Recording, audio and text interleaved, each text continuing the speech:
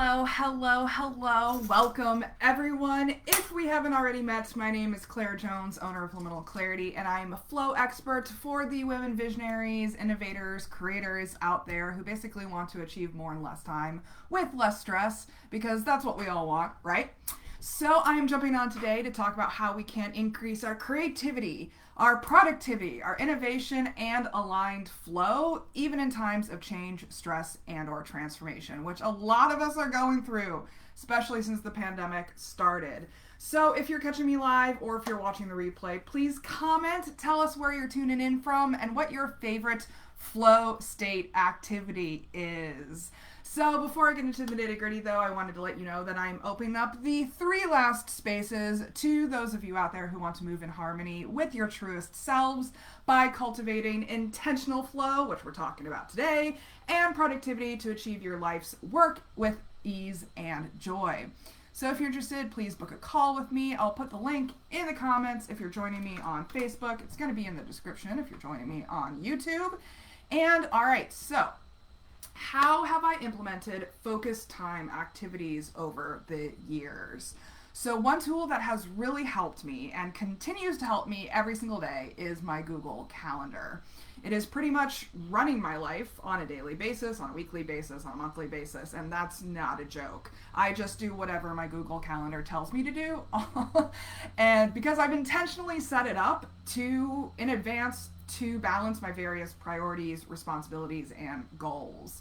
This is all starting with what I call strategy time. Some people call it CEO time, but it's basically a set block of time where you sit down and look at your goals, your commitments, your responsibilities, your wants and needs, your deliverables, and your immediate and long-term strategies. So I have strategy time scheduled for half an hour on Mondays and 45 minutes on Thursdays. I used to do an hour and a half just on Thursdays alone, but I found that sometimes waiting until Thursday to look at my strategies was too late for certain deliverables that week. So during this time, I map out my daily, weekly, monthly, quarterly, and yearly schedules and time blocks according to the things that I want to accomplish in those time frames. So this is how I commit time to the areas of the Healthy Mind Platter, but I'll go more in depth on that in my Facebook Live on flexible time blocking later this week.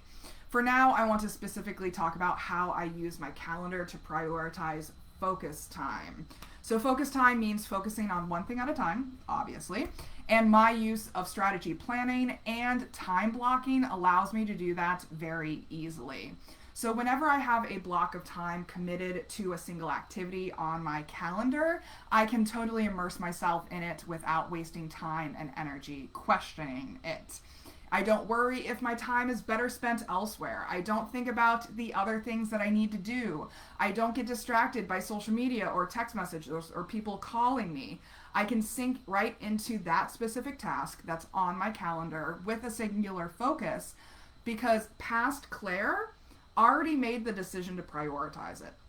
So when she made the schedule, having these strategic time blocks blocked into it, past Claire already made the decision that this was an important thing for me to do.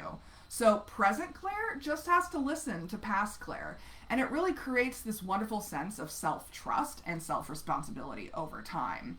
So this creates trust in everything that I do because present Claire is trusting that past Claire already went through the mental and emotional labor to figure out whether a task is worth doing. That way I can take full advantage of focus time in these activities instead of constantly balancing a running to-do list in my head and multitasking all day long. I can just trust that this block of time was set aside for a certain reason, and I don't have to think about the reason, I just have to do the task. Does that make sense? So can anyone relate to this? I think there are a lot of you out there. If you're interested in getting clear on how to best to devote your time to aligned wellness activities like focus time, I'm opening up the last 3 spaces to those of you out there who want to achieve more in less time with less stress. So book a call if you want to chat. Let's get into the nitty-gritty with focus time. So this is when you are focused on one particular singular task. Like I said, it is not multitasking. So it is a unique activity that involves the mindset of being in flow state. I love talking about flow state, and I love reaching and maintaining flow state. So focus time is going to be integral to your flow state practices. So a flow state is the perfect combination of competence and challenge. So it means that you are not too challenged by the task that you're performing, but you're also not too competent at it either. Like, this is not a task that you can do on autopilot. It's a task that does engage your skill sets in a meaningful way. And in that time, in that focus time, you actually lose track of time because you are so engaged, so immersed in that activity because you are both challenged, but you're also kind of competent at it as well. So that's where you hit the perfect state of flow state. So an easy tool to make this happen is to jot down the activities that provide this for you and consciously make them part of your weekly schedule so that you can lose yourself in an activity in a way that benefits your mind in a very optimally functional way. Multitasking is often glorified in today's work environments, but it's actually very taxing for the brain. It causes the brain to have to expand or expend massive amounts of energy switching between activities.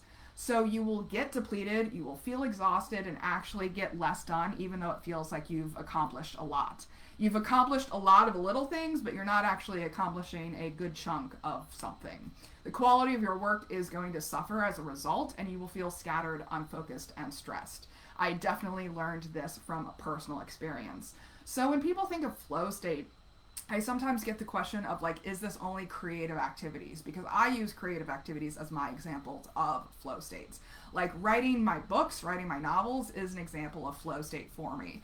But you can also find flow state in doing your weekly bookkeeping. You can find flow state in playing with an instrument. You can find flow state in hiking or exercising if you have that perfect balance of challenge and competence. That's what we're looking for in these activities. So maybe you need to find activities that are more challenging for you if you're used to doing less challenging activities. Or if you're used to challenging yourself all the time, maybe you need to find less challenging activities that you are somewhat competent at in order to find that flow state energy, that flow state of mind. And so when you're thinking about flow state activities, you are really focusing on the competence and challenge meeting and having that equilibrium ratio between the two. So think about the activities that provide this for you. Maybe you don't have an activity that provides this for you, so you kind of have to experiment and play around and find something that does. And how are you intentionally scheduling time for it throughout the week? So that's it for today. If you're interested in learning more, please book a call with me. Let's talk about the best way to create a custom mix of mental, emotional, spiritual, and physical activities that combine the powers of neuroscience, spirituality, and wellness practices so that you can achieve your goals while having way more fun in the process. You too can reach and maintain a flow state even in times of change, stress, and our transformation. I can't wait to support you all. So in the meantime, please join me for more of my Facebook Lives where I'll be doing a deeper dive into each of these areas and providing practical tips, tools, and recommendations. So I'll be jumping on tomorrow to talk about empowering rituals. And until then, remember that your authentic self is extraordinary, it is wonderful, and you owe it to yourself to create the elevated life that you know you are capable of. Take care, everyone. Bye.